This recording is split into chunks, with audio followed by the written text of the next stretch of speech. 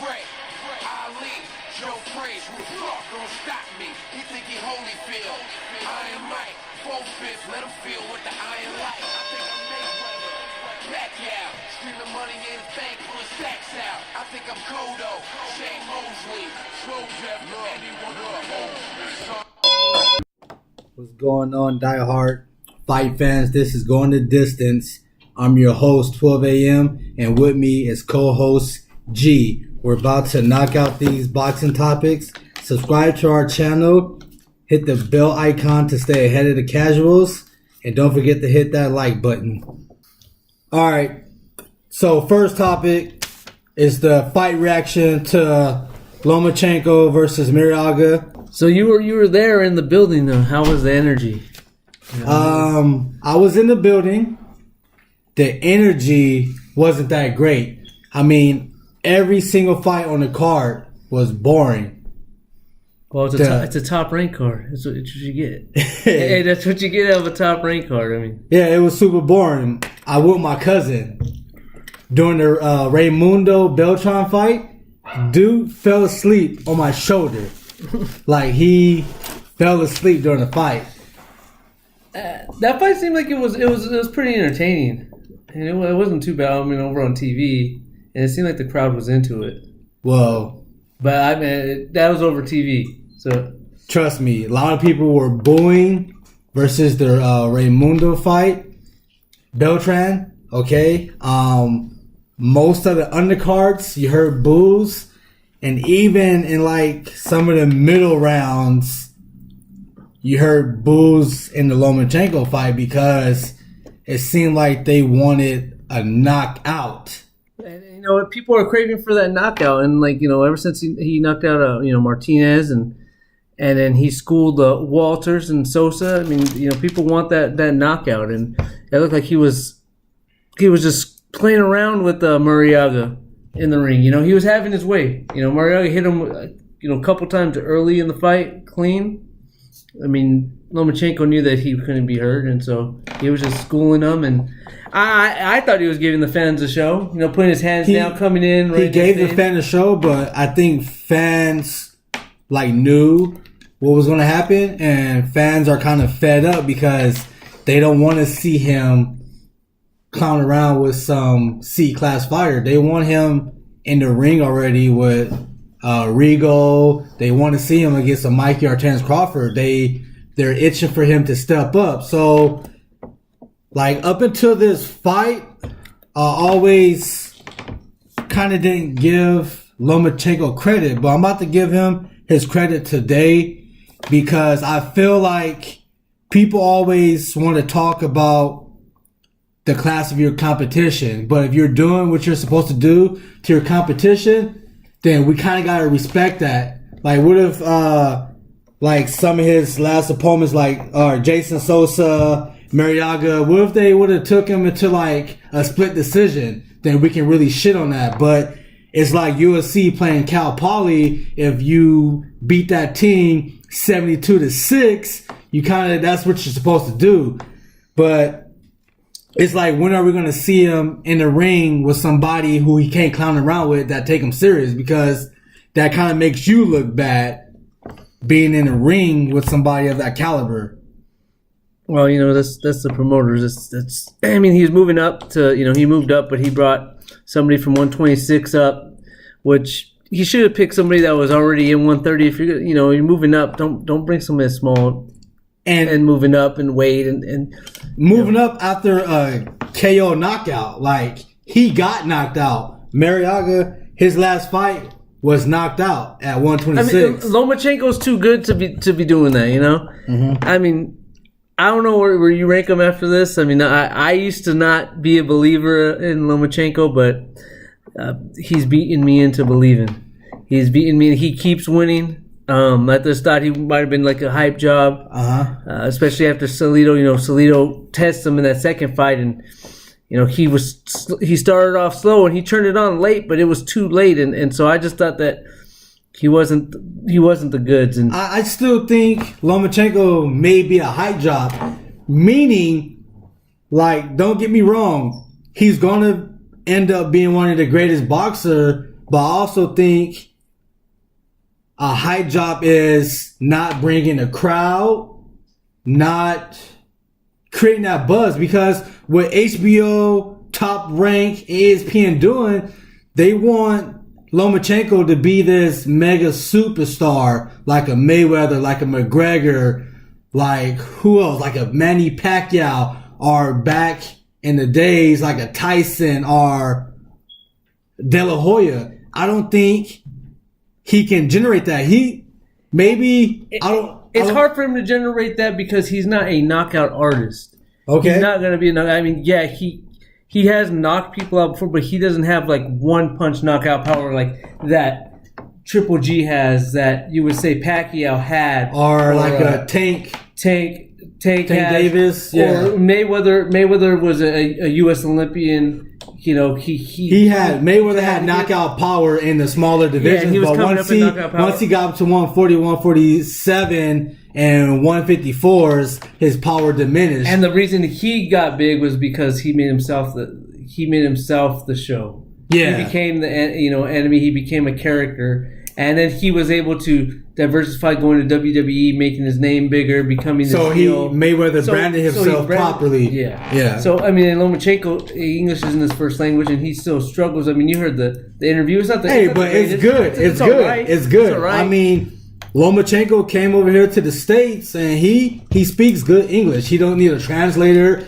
and I clearly understood him while he was talking, just like Triple G. Like, his English is good enough for me to understand, But he knocks out people in the ring too. Yeah, he's knocking out everybody. Yeah, you're right. Yeah. But let me just go over the overall talent versus Loma, dude.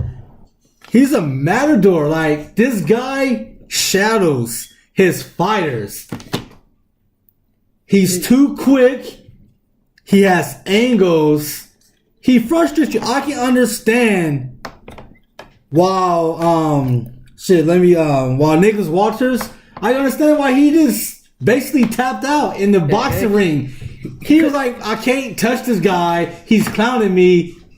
Why continue? And I think that was a smart thing to do, because confidence is all a fighter has. I don't know about quitting like that, though. You're frustrated, but it's just...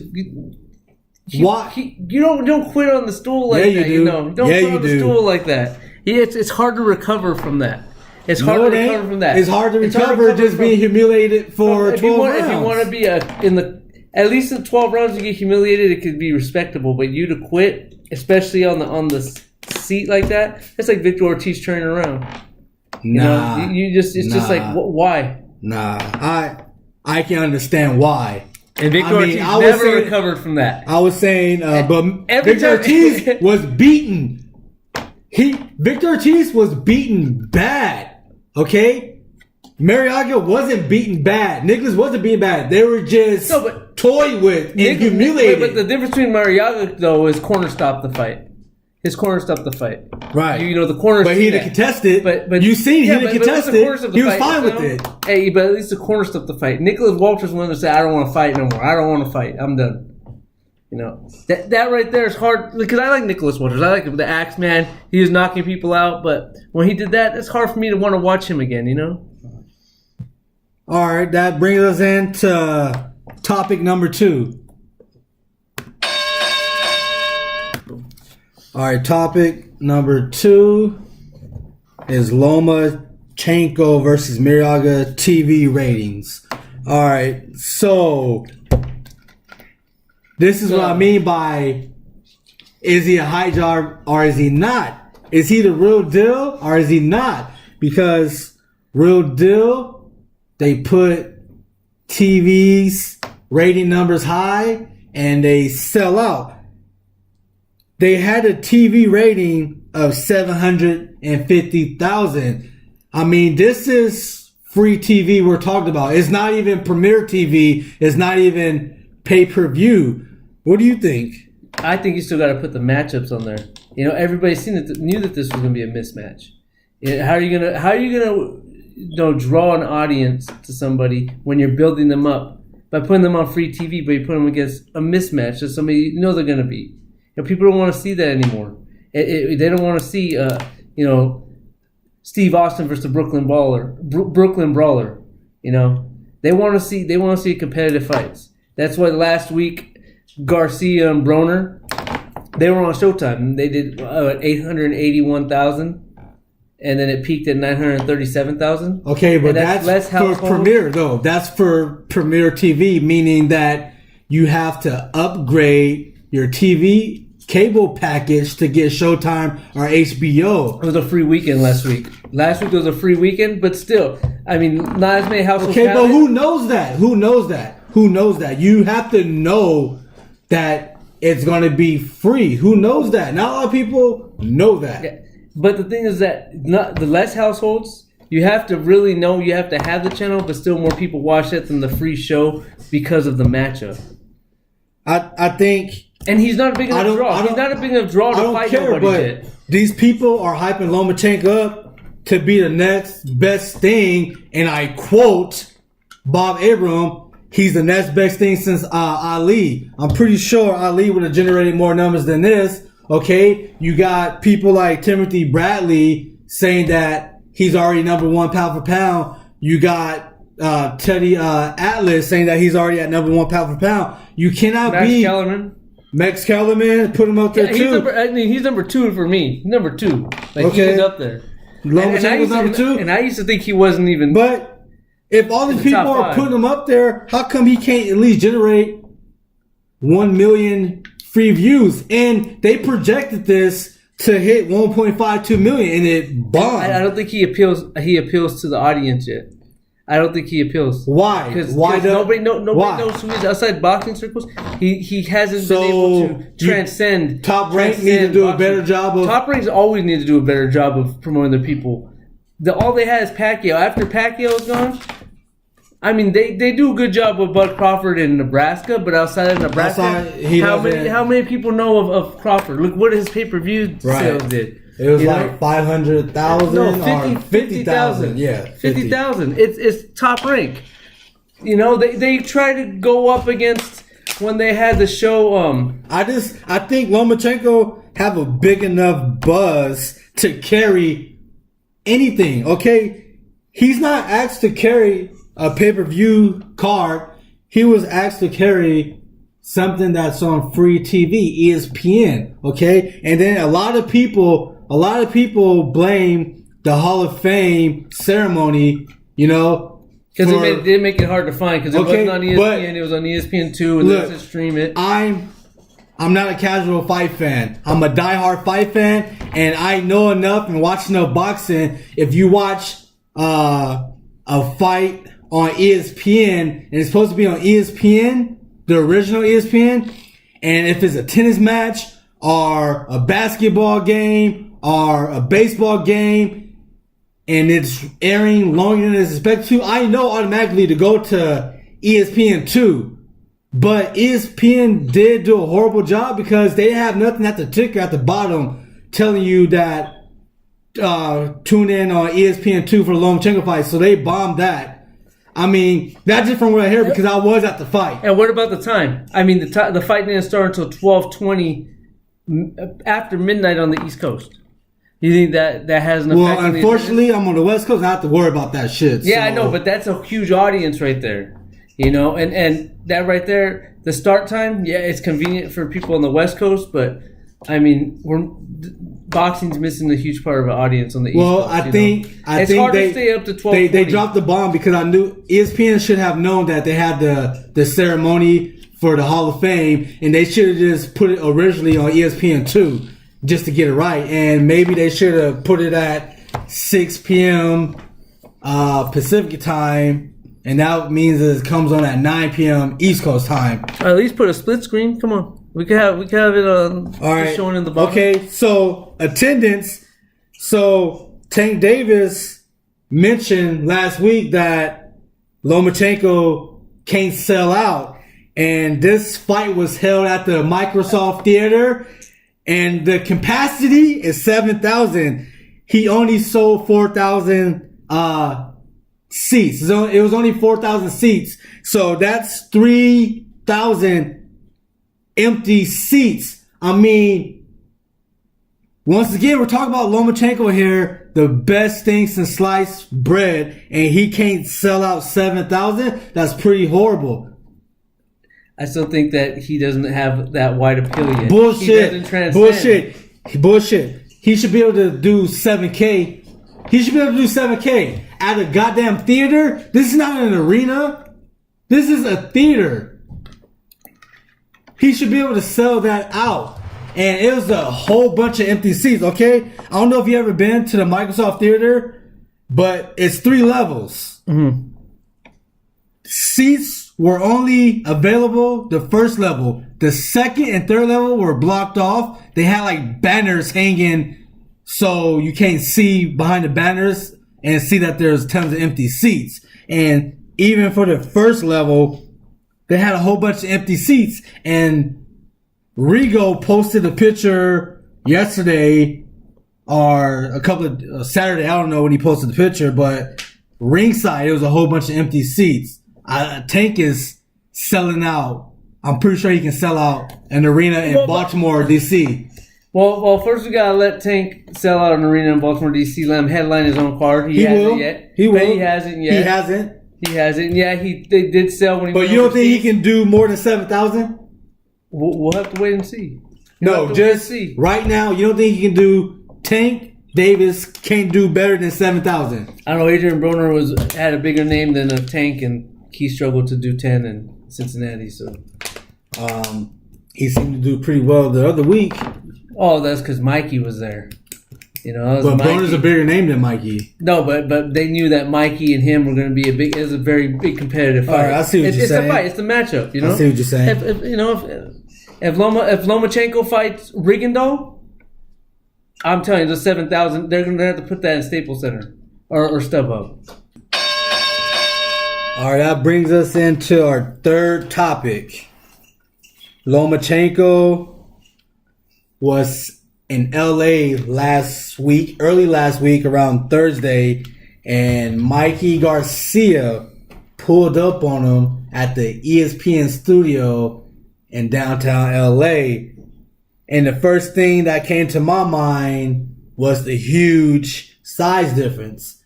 Mikey Garcia towers over that guy. His face is 2 times the size. Did you happen to see the picture of the two side by side? What did you think? I haven't seen the picture yet. All right, well, go ahead and pull up the picture right now. We're going to give you some time to research this, and I want you to give me your first reaction. Yeah, looking at that picture, man, there's a huge disparity in just size. I mean, Mikey Garcia's head's on the level of Tim Bradley's. It's just a huge head. His upper body just looks a lot bigger.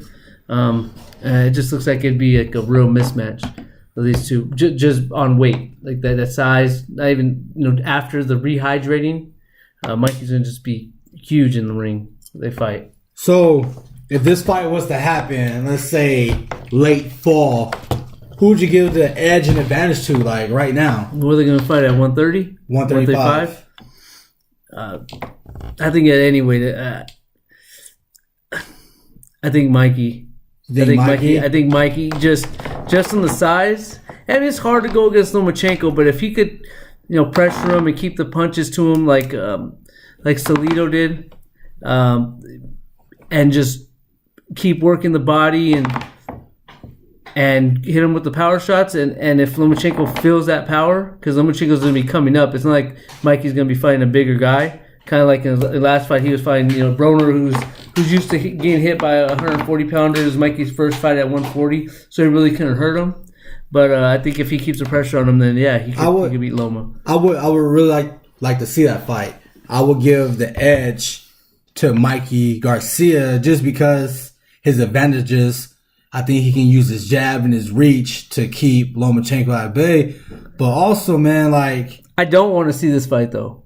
I don't want to see it. Because I want Mikey to fight Crawford. I want him to not to go back down. I mean, we can talk about the pecking order later, but let me get mine off. I don't want him to go back down because when they go up and come back down, it's never good.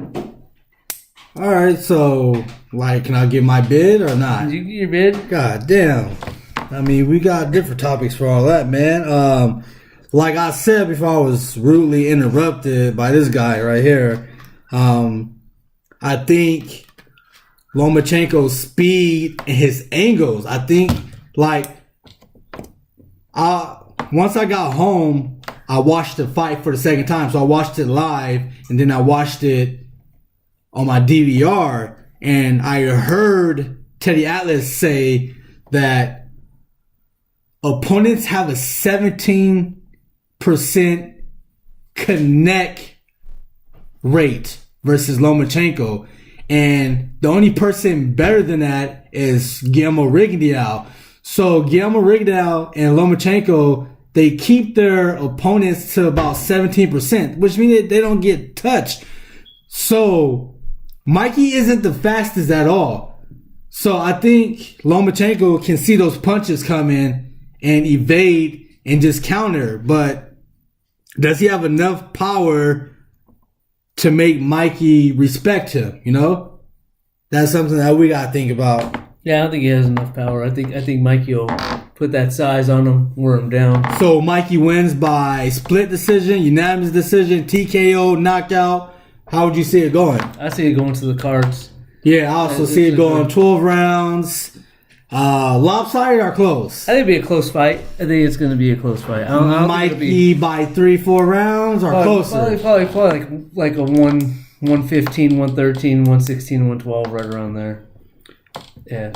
I actually want to see it happen. I don't mind him going back down, you know, because you got to understand, like, after Mikey destroyed Mr. AB himself, Mikey Garcia said his priority is to go back down to 135 to either unify or get a big name there. Then if he can't get a big name, he's not going to chase people around. He's going to go up to 140 or 147. So we heard from Mike Garcia's priority, his pecking order is to go back to 135.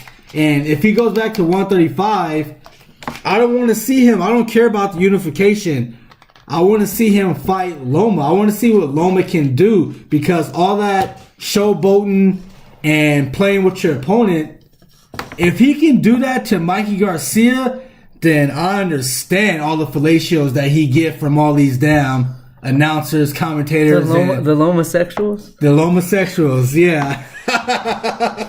I think that the next fight I want to see Loma in is not. I mean, I know a lot of people are talking about Burchell, you know, because he's hot off of the. I don't care to see that fight. I want to see him fight against Rigondeaux. You want to see? And I never ever in my life thought I would say that I want to see Rigondeaux fight anybody. I like Rigondeaux. Yeah, I don't mind that boring. I mean, if I can watch Floyd, shit, I can watch Rigo. I mean, it's the same. I don't know. I think Floyd stays more in the pocket more than Rigondeaux. And that's one thing I don't like about Rigondeaux. I feel like he comes out of the pocket too much. True boxing fans can watch all styles. But I know I can watch it. It's just I don't want to watch it. Right. And so Lomachenko versus Rigondeaux, I mean, that's the fight right there. It's going to be a lot of punches missed, but I mean, it's going to be exciting. Topic number 4, which leads us into the fight everybody wants to see. And can you guess what I'm going to say? And it's not the Mayweather-McGregor fight. It's actually the fight that all boxing fans want to see. Is September 16th. Triple G versus Canelo Alvarez. We're going to break this down. We're going to break down who has the edge with speed, power, movement, IQ, chin, resume, and who has the better fan base. Okay, now the first breakdown is speed. Who has the edge in speed, G? If looking at the two, Triple G. I think Triple G has the edge in speed. To me, Canelo's after the fourth round, it looks like his feet are like in cement boots. We're talking hand speed. Oh, and just hand speed. Yeah, Even the hand speed, I think Triple G just hit with his hand speeds quicker than Canelo's. I disagree with you. I think Canelo has the better hand speed. Canelo throws fucking combinations. I'm talking about 4, 5, 6 pound combinations. You don't really see Triple G throwing combinations like that.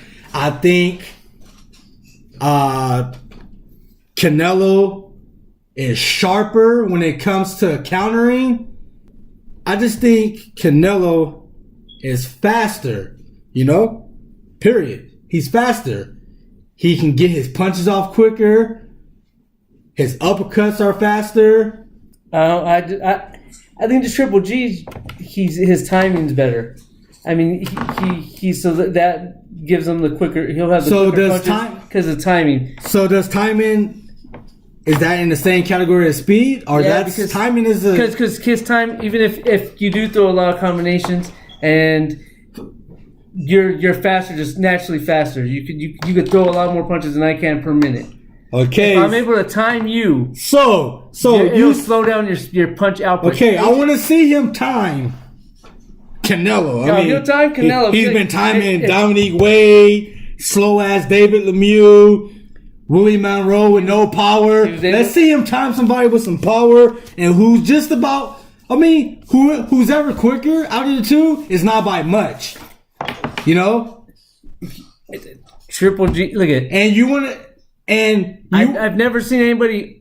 Okay, aside Kell Brook was faster. Was actually faster in his boxing circles around Triple G. That's the only person I've seen box circles around him like that. He still was getting dominated. He had moments. Kell Brook had moments, he didn't win a round. But he won moments in the round. But he was hitting them with a lot of punches. And he was moving and he was giving them trouble. His hand speed was.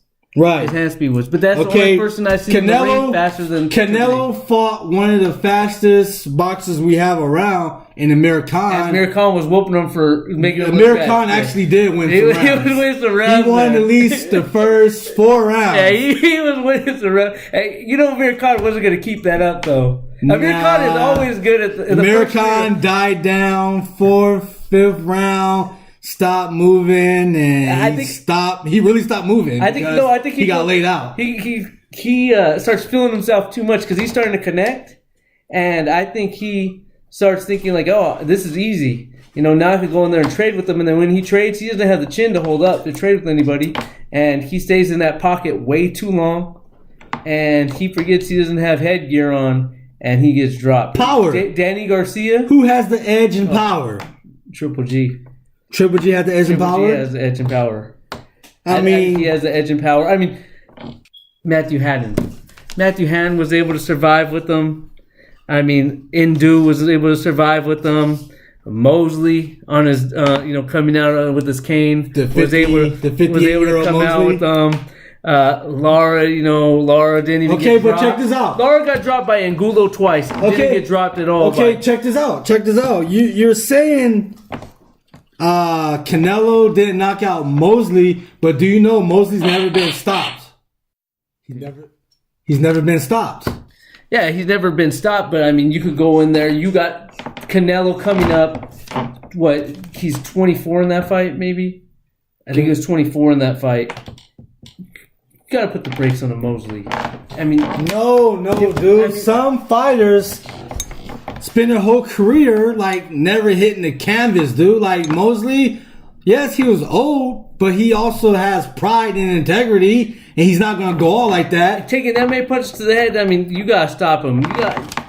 You're big Canelo. You're the next big thing. We can just go to the knockout percentage. Like we both agree that Triple G has the most power.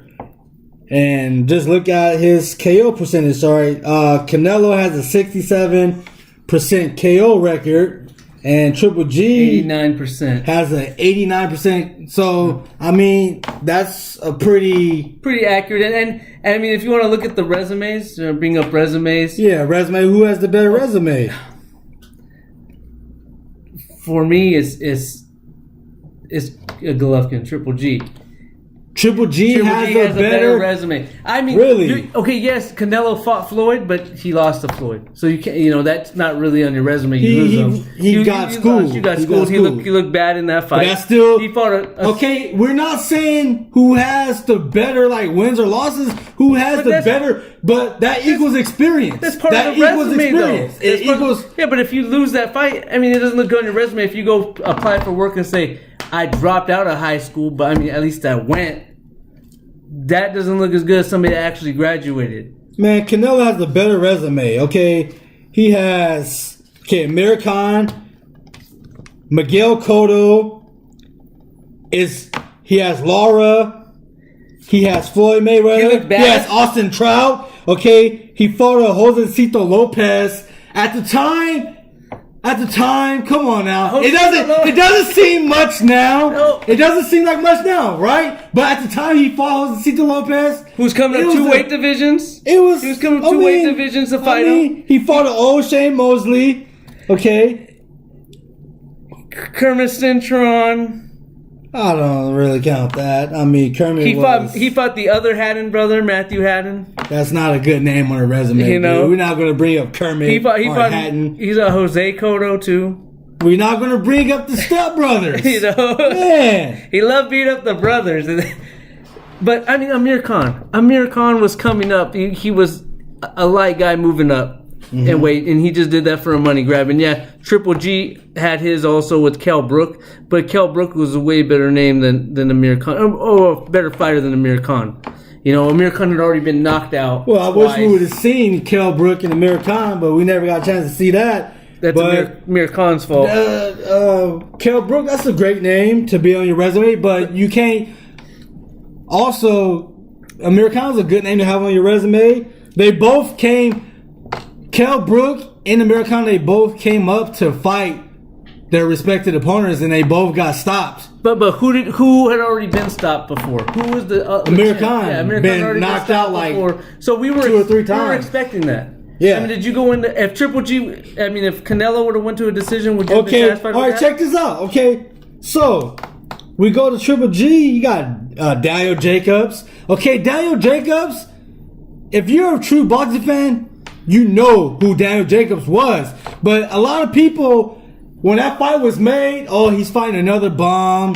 He's fighting somebody that people don't know about. A lot of people outside of the boxing community didn't really know and was saying, Triple G's going to knock this guy out within 4 rounds. Am I right or wrong? No, I thought Triple G was going to knock him out too. Okay, Daniel Jacobs earned his respect in that fight. Now he's a top name on a resume. But before that, people would say, he's just another shit name. Well, I just thought he was going to knock him out because Pirog knocked him out. I didn't take anything away from him as a fighter. So, hindsight, Jacobs is a great name on your resume. But before then, it wasn't. Okay? Kell Brook, somebody that moved up. But it's still a good name and never been knocked out. And, he was a big dude. He was big for 147. So Dominic Wade is a shit name. Nobody gives a shit. He was undefeated, and it don't matter. It don't matter. That old sometimes is like delusional. Like that old don't mean. David Lemieux is a good name. Lemieux, we still got to see because after that, what? Who's a better name, David Lemieux or Alfredo Angulo? Curtis Stevenson is a shit name. Okay, who's? Let's look at David. Curtis Stevenson versus a Kermit Cintron. What? Yeah, I'm just comparing resumes. A Kermit Cintron is comparable to a Willie Monroe. Man, they're both nobody. Willie Monroe is somebody with no power at all, dude. Then you got no power at all. Martin Murray was a good name. That's in boxing circles. Daniel Gill was a strong name. Yeah, but everybody knew that Daniel Gill and Martin Murray had no damn Matthew chance. Macklin. He fought Curtis Stevenson. That ain't nothing. He's been getting knocked out. Matthew Macklin, who is he? And if Canelo can go over there and fight Kirkland, then you can compare that to Ashita. You want to give him credit for fighting Ashita. Mr. Gabriel Rosado. You want to give Triple G credit for that too? Gabriel Rosado, yes. You want to give him credit for that? That's a good name. He's a good fighter. He's a good fighter. And that was when he was first. starting to. He's a tough fighter that takes L's for a living. No, he takes L's. He can step it up when he needs to, but it's still a good name. At the time they fought, he was already 21-5. Come on now. Now, we've seen Triple G get hurt with an uppercut by Kell Brook, but outside of that, like, who else has test the chin? He's gotten hit by Curtis Stevens on clean punches and walked through. So he has a great chin. I think Triple G has a better chin. Yeah. Triple G has a better chin. Matthew Hatton staggered, Canelo, and that was years ago. But he James Kirkland hurt. Kirkland hurt him a little bit. But anytime he's really gotten hit by a big puncher, I mean, he's felt it. Felt it, and we haven't really seen that with Triple G. Not saying that he's invincible, but his chin has taken a lot of big time punches from a lot of 160 pounders, and he's been. All right, movement. Like, I think I really like the movement that Canelo has. Canelo has good footwork, decent. It's not the best, but his head movement and his able to slip punches. I mean, I think Canelo has better movement. I think Canelo has better head movement. Uh-huh. He can't slip punches. He comes in. He moves his head a lot. But I think movement, as in being able to move in the ring, cut off the ring. I think Triple G can do that. All right, real quick, who has better IQ? Triple G. To me, Triple G hasn't really had to use. I mean, he can cut the ring off, but he really hasn't had to use his IQ because he's been so dominant. But that's what I think he uses his IQ when he sees somebody's hurt and he could take him out. He goes in for that kill to knock him out. Mm-hmm. He doesn't try to let them survive and come in or recover. All right, fan base. Who has the better fan base? I think Canelo has the better fan base because let me tell you, Triple G. He kind of trying to like branch over to the Mexican side, meaning Mexican style. So he has a lot of the Mexican fans, but those fans are going to support Canelo when it's time. So I think a majority of them are, not all of them though. I mean, I know, like me, like personally, people love to go to the Triple G fight. Like the big drama show.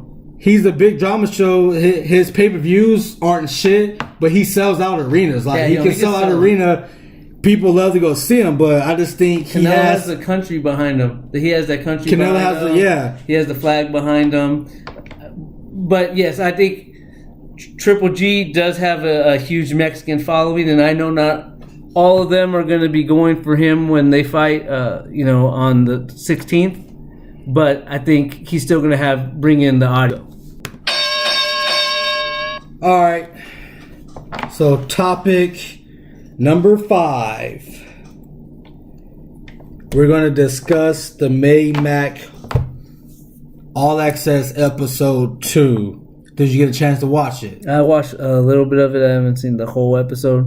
All right. Been crazy week. So crazy week. Week. You know how it goes. It was a good episode. It was way better than episode 1 because episode 1 was just a recap of the press tours, which I didn't like. They didn't we didn't see nothing new. Okay, but episode 2, we actually got to see McGregor hitting the mitts and doing some work, and we actually got to watch Mayweather party and rollerblade. Yeah, he's a party and rollerblades, and yeah, you know how Mayweather does.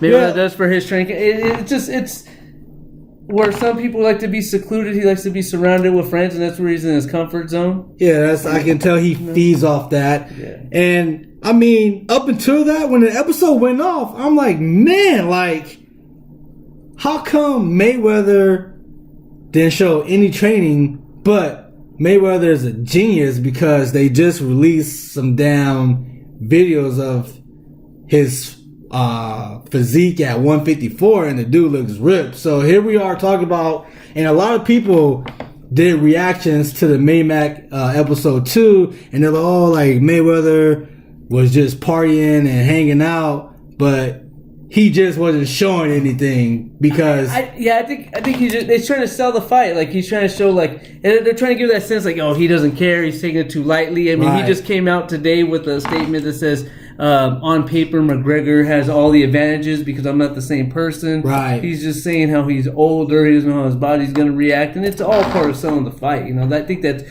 what it's trying to do. Trying to get the MMA crowd that's watching it, like, this guy's not even taking it serious, he's taking it lightly, look at him partying. Right. You know? I mean, I'll be glad when this fight is over, dude, because I'm tired of all these damn MMA fans and all these casuals. It's very irritating.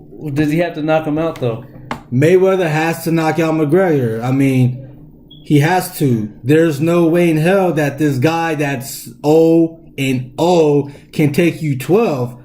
I mean, that's a moral victory. That's a consolation prize if McGregor can take Mr. TBE to 12 rounds. It's like the world of boxing it's like it's dependent on this fight. I feel like that sometimes. Like, I feel like X could really damage the sport if he somehow does not come out on top for some reason. It's combat sport. You know, you never know what could happen. You know, I've seen Glenn Johnson go and knock out Roy Jones Jr., and I never thought Glenn Johnson had a chance at beating Roy, let alone, knocking him out. He knocked him out cold. That's the whole reason why we are going to watch it, because it's always that one punch factor. Like, what if, But then this is Glenn Johnson, who's had years of boxing, so it's different. But still, it was somebody that McGregor is a pro fighter, not a boxer, but he started, his whole background started from boxing. So I get, like, a lot of people say he has zero chance. Like, and I would say that too, but like, in all reality, he probably has about a 5% chance. I think he has like half a percent chance. Half a percent chance because he whatever it may be, boxing. He does have a chance. He started off in boxing, but there's a reason why he moved over to MMA. You just like Anderson Silva, he tried to box and he got knocked out in his first fight. Go over to MMA. All right, topic number 6. All right, we're going to talk a little bit about Jeff Horn and his trainer, Glenn Rushton. I was doing some reading, and I want to shout out the source, fightnews.com. They had an article saying that Jeff Horn's trainer, Glenn Rushton, wants random drug testing for this upcoming fight. He just saying that he alluded to the fact that he wants Horn to be at an even playing field. All right, like, this fight shouldn't even be happening. They shouldn't even be fighting again. Pacquiao won the first fight. Pacquiao won. I agree that he won, but it's also funny to me because he had no business taking this fight in the first place, and it's kind of like, haha, that's what you get because it like backfired, cherry picking, going wrong. But I don't want to see a rematch. But is it his fault or is it, to me, it's the judges. It's Bob Arum. It's Bob Arum's fault. This is what Bob, It seems like Bob Arum has an agenda out for Manny. But at the same time, if Manny wins this belt back, he's holding it hostage. He doesn't want to fight none of these young champs. Terrence Crawford wants to fight back. He's salivating out the mouth, foaming. I think it's more Bob Arum. Bob Arum's he's always been like that throughout Pacquiao's career. I mean, when Pacquiao had bigger opponents to fight, who was he fighting? He was fighting Josh Clottey. He was fighting Antonio Margarito. But Manny's also been there with some huge names too. Let's not get that wrong. Yeah, with Cotto, but they had to be. I'm not the hugest Manny Pacquiao fan. They had to be top ranked names, and that's who they were in there with. Yeah, he doesn't work well with other promoters. I don't know why. Because he wants to keep all the money in house. That's why you got Lomachenko versus Mariaga. All right. Also, according to FightNews.com, they said that a rematch is scheduled for November 12th in Australia. So I don't hear a lot of people talking about that. And we're not going to go into detail a lot. I just want to let you boxing fans know you guys can go to fightnews.com and see for yourself November 12th in Australia. It's not set in stone, but they are working towards that date. Mark your calendars down. Pacquiao gets his revenge November 12th. All right, now it's time to get into some retirements. Bye-bye. Okay, Timothy Bradley announced his retirement. I believe it was yesterday. Sad to see him go.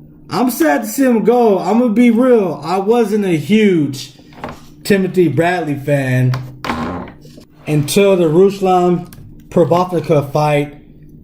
I mean, I used to shit on Bradley all the time, but seeing this guy go to battle with Ruslan, being knocked out on his feet, still fighting, and managed to squeak that victory out, it won me over as a fan. And I mean, he faced some top opposition. He fought Manny Pacquiao 3 times. I don't think it should have been 3 fights because I think he lost all 3. But this is not the time to shit on him. It's the time to praise him. So he got robbed of a decision. He clearly beat Diego Chavez. I mean, he beat the hell out of Jesse Vargas for 11 rounds, and about 90% of the 12th round, Jesse Vargas caught him with a huge shot. And then that was weird to see, Bradley hurt like that. I mean, I seen him hurt in the Provodnikov fight, but the Jesse Vargas, you never seen that pop out of Jesse Vargas really, right. Coming up. And then all of a sudden, Jesse Vargas, he don't have like that great of a knockout power. Now he has that knockout power. He's knocking out Saddam Ali. He almost knocked out Tim Bradley. I'm like, where did Jesse Vargas get this from? Yeah. But that's another topic. But I mean, the sad thing is, Bradley left on an L to Pacquiao, which was a close fight. I wish he would have had another fight. At I wanted to see him go at least one more time, then retire. You want to go out on a W, like when you're playing your friends. Yeah, I wanted him to at least schedule a fight and then announce his retirement. Like, this is gonna be my last fight, and it would have gave boxing fans the last time to see somebody. He's gonna be a Hall of Famer. But I feel like this was another one of those top ranked people where they were never. They could have been so much bigger, but they just weren't able to. All right, now, since we're on the topic of retirements, we also had the great Mexican legend, Juan Manuel Marquez. Bye-bye. He just announced his retirement, and like I said, I'm 33 years old, so I didn't watch Julio Cesar Chavez that much. So, to me, I grew up watching Juan Manuel Marquez. So to me, I think he's a great Mexican legend, man. His counter punch ability, and I watched him go to war with Pacquiao plenty of times, and he put Manny to sleep. I mean, the guy's a great fighter, and I also wanted to see him fight one more time because.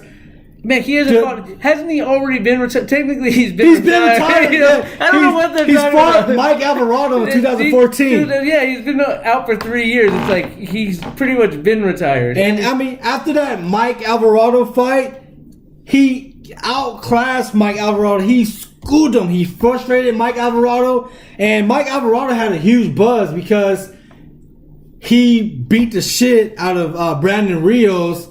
And this was after Rios beat him the second time. Right. He knocked him out. But Mike Alvarado, he had that buzz growing on him, but it's just he wasn't serious enough in there. He had a lot of outside trouble. His demons are catching up with him. Yeah, he had to escape that, and so I would have loved to see him fight one more time too, but it didn't happen. So now we're gonna go into Wladimir Klitschko.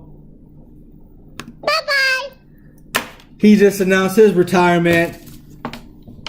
I mean, I'm American, and I really don't care enough about this retirement.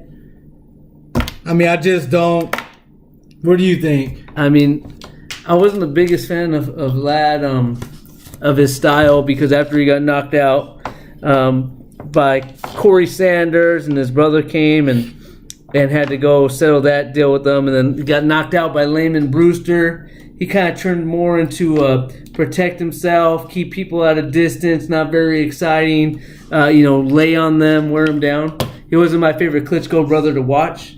So, I mean, he was good for the sport because, I mean, he was recognized and unified, had all the titles. But, he wasn't the most exciting person watching the heavyweights. But this means that we won't see the rematch with him and AJ. Do you care?